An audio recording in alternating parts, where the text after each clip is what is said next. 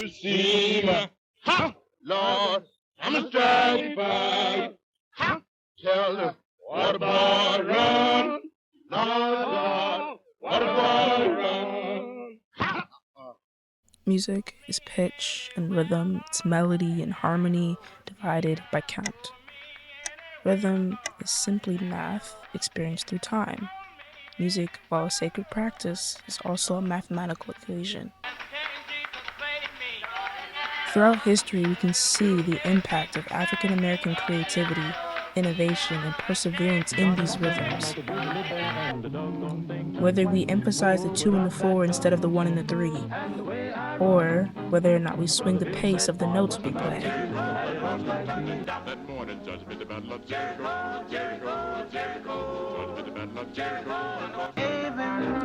It is an evolution of a people and their art.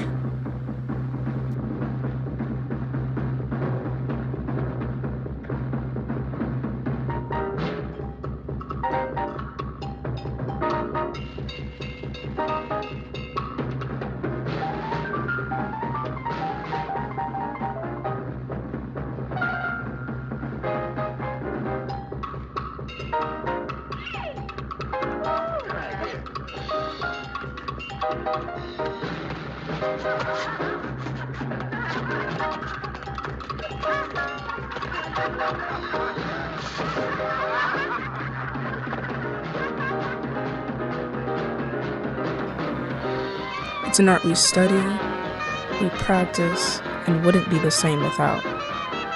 This is a story of how a people changed how we feel music.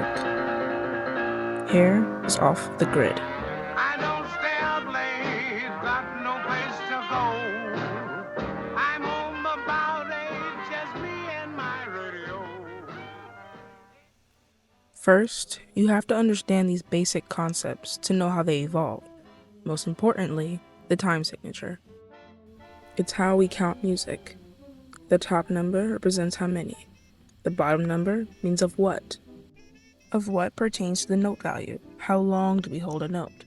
The most common values for a time signature are quarter and eighth. The one on the top would count as 4 quarter notes. 1, 2, 3, 4. The bottom, 6 eighth notes. 1, 2, 3, 4, 5, 6. So, if a time signature reads 4/4, you're dividing a unit of time into 4 quarter notes. However, if it's 3/4, you're dividing it into 3.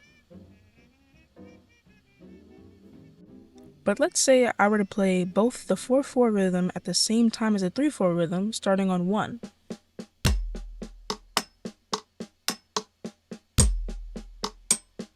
That is a polyrhythm. It stood as the core foundation for community and cultural expression. Multiple percussive instruments would play different rhythms, creating one complex sound. It is the complicated rhythms that make African music so subtle and exciting.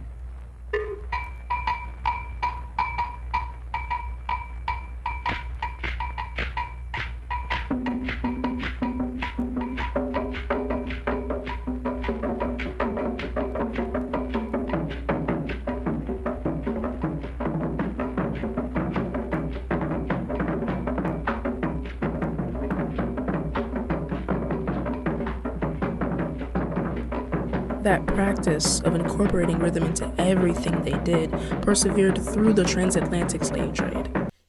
Throughout slavery, there was a clear understanding that if you weren't moving, you were already dead. If your knees are bent, you're alive. If your legs are straight, you're dead. They might as well bury you. And that spirit was definitely kept alive after the Negro Act of 1740 was put in place, banning drums entirely. Their community suffered, their communication was disconnected. But when Black people are met with limitations, history shows how creative they can get.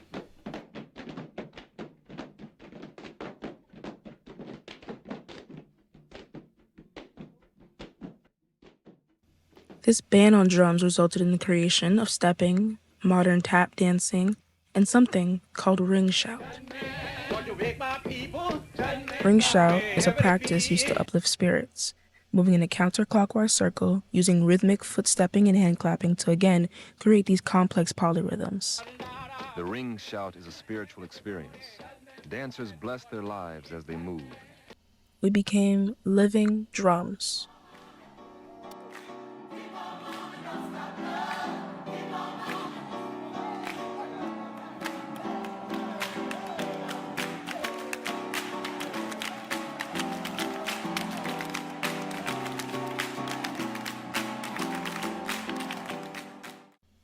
Though it was often paired with a call and response.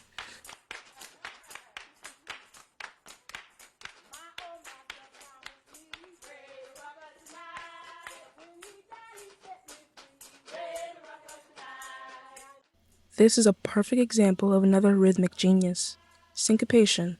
Syncopation is the practice of emphasizing the weak beats, aka the 2 and the 4. The beat now lives in the body. This introduced a whole new feel. And during the Negro Act, there was one place, one exception that allowed Black people to join together in community. That was Congo Square.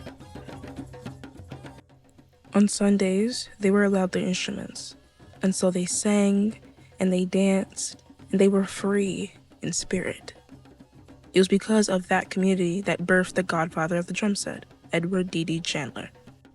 He invented the first makeshift pedal that allowed him to play with both his hands and his feet. Okay, ready to funk.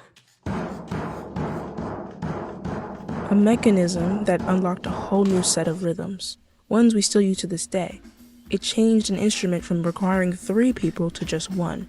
The base of the music, the time, the feel was now on one body, one point of view. Whether you play slightly in front of the beat or slightly behind it, it is the imperfections that make the rhythm human. It is through this concept we can understand swing. Here's the difference between something played straight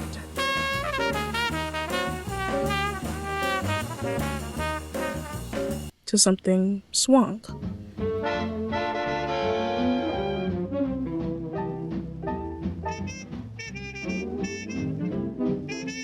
The math behind this can be understood through something called a triplet, where you divide a unit of time into 3.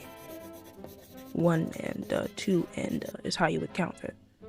However, for a swung note, you'd hold the first note, delaying the next. This lengthens what is called the strong beat and shortens the weak beat. Now the time is divided unevenly. You'd count it as 1, a 2, a 3.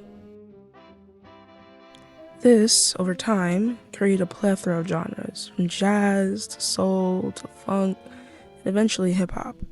Hip-hop legendary producer J Dilla is one of the best examples of modern Black American genius in rhythm. In the late 20th century, digital drum machines were created to count time with perfect symmetry, using something called quantization. It snapped the timing of the notes he played from imperfect to perfect.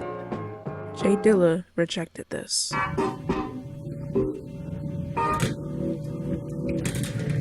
Using the MPC 3000, he turned that quantization completely off. He created his own time. And I was like, are you allowed to do that? So it's like,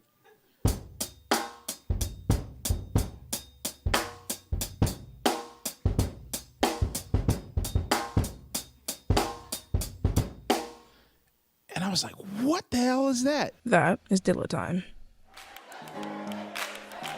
Throughout history, we can see the true impact of Black American innovation on music.